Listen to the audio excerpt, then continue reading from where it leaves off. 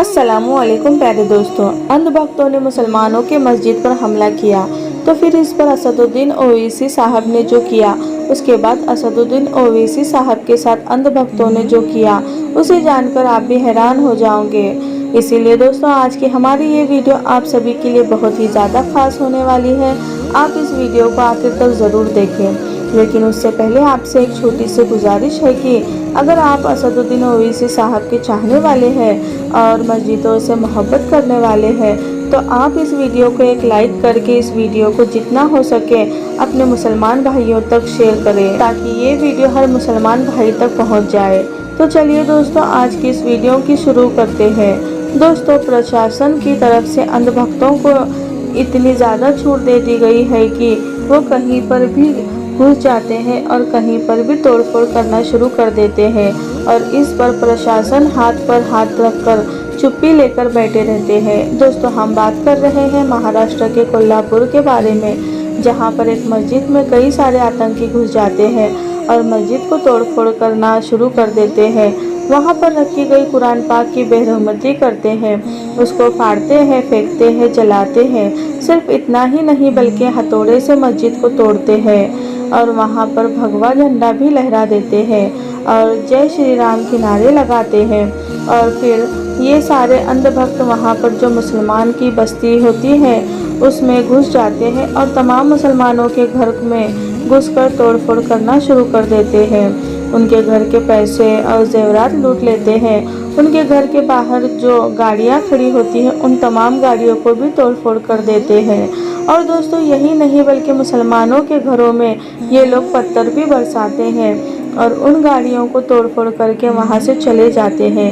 लेकिन दोस्तों, अब सबसे बड़ा सवाल ये उठता है कि आखिर इन अंधभक्तों को इतनी ज़्यादा छूट मिलती कहाँ से है?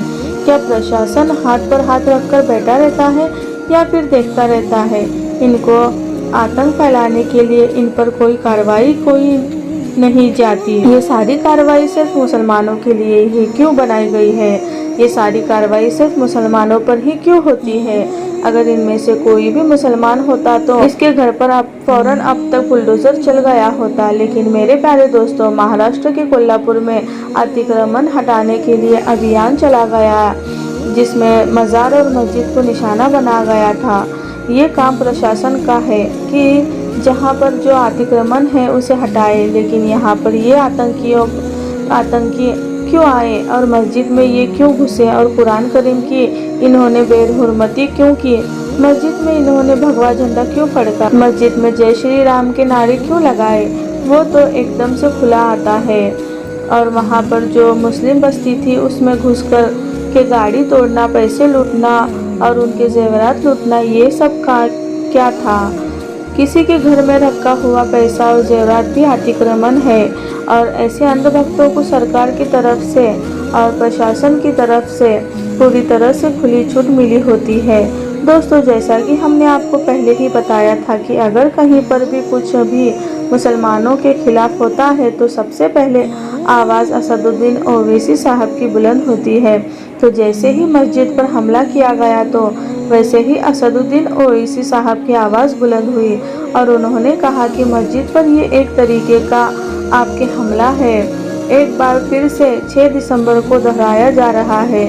मुसलमानों ने घर में घुस कर उनके पैसे और जेवरात को लूटा गया है।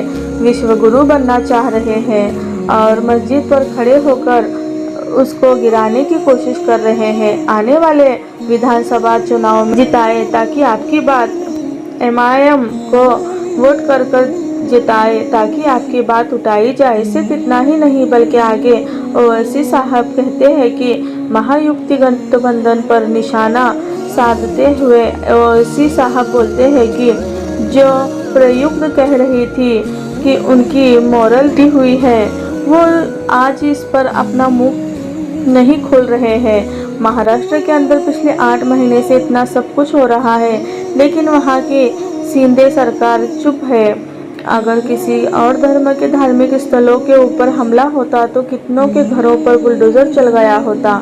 दोस्तों, यहाँ पर ओवैसी साहब ने बिल्कुल सही कहा कि अगर दूसरों धर्म के धार्मिक स्थलों पर यह हमला हुआ होता तो अब तक उन्हें डिक्लेयर कर दिया होता और उनके घर पर बुलडोज़र चला दिया जाता और जो हमारी मीडिया है वो चक चिक कर दिन रात चिकती रहती, दिन रात हलक फाड़ करती है और उनकी आपकी चिल्लाती रहती है। लेकिन दोस्तों अब यहाँ पर जो गोदी मीडिया है वो सारी की सारी मीडिया सो गई है और उनके मुंह पर पट्टी बन चुकी है और सरकार भी अपने हाथ के ऊपर हाथ रखकर बैठी हुई है। दोस्तों ऐसे तमाम मुसलमानों के सिर्फ और सिर्फ अल्लाह तबारक व तआला से उम्मीद रखनी चाहिए, अल्लाह ताला पर भरोसा रखना चाहिए और नेक अमाल करने चाहिए। दोस्तों जब तक हम अपनी मस्जिदों को आबाद नहीं करेंगे तब तक हमारी मस्जिदें ऐसे ही शहीद होती रहेंगी। दोस्तों आप तमाम भाइयों से गुजारिश है कि अपनी मस्जिदों को आबाद रखें, 5 टाइम की नमाज़ पढ़ें और ये इरादा करके लिए जितनी भीड़ जुमे के दिन नमाज में होती है उतनी ही भीड़ मस्जिद में फजर की नमाज के वक्त भी होगी इंशाअल्लाह। तो फिर आप देखिएगा किसी भी अंधभक्त की औकात नहीं होगी कि वो मस्जिद की तरफ आंख उठाकर देखे। कुछ दिनों से आपने सोशल मीडिया पर देखा होगा कि लोग असदुद्दीन ओवैसी के बारे में तरह तरह की बातें कर रहे हैं।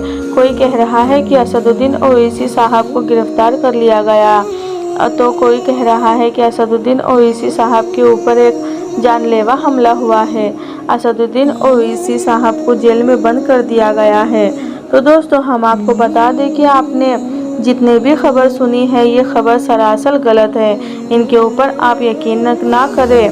दोस्तों अल्लाह के रहम और करम से और आप सबकी दुआ से असदुद्दीन ओवैसी साहब बिल्कुल सही सलामत है, उनको एक खरोच तक भी नहीं आई और इंशाअल्लाह आगे भी असदुद्दीन ओवैसी साहब का कोई भी बाल भी बाका नहीं बिगाड़ सकता, क्योंकि दोस्तों असदुद्दीन ओवैसी साहब के साथ लाखों करोड़ों गरीब मजलूम की दुआ है, उनको कुछ भी नहीं हो सकता। आज की इस वीडियो को हम यहीं पर ख़त्म करते हैं। ये वीडियो आपको कैसी लगी कमेंट बॉक्स में ज़रूर बताना। वीडियो अगर आपको ज़रा भी अच्छी लगी हो तो वीडियो को लाइक करें, चैनल को सब्सक्राइब करें और इस वीडियो को जितना हो सके उतना शेयर कर दें। हम मिलेंगे आपको अगली वीडियो में, तब तक के लिए अपना ख्याल रखें। अस्सलामु अलैकुम, अल्लाह हाफिज़।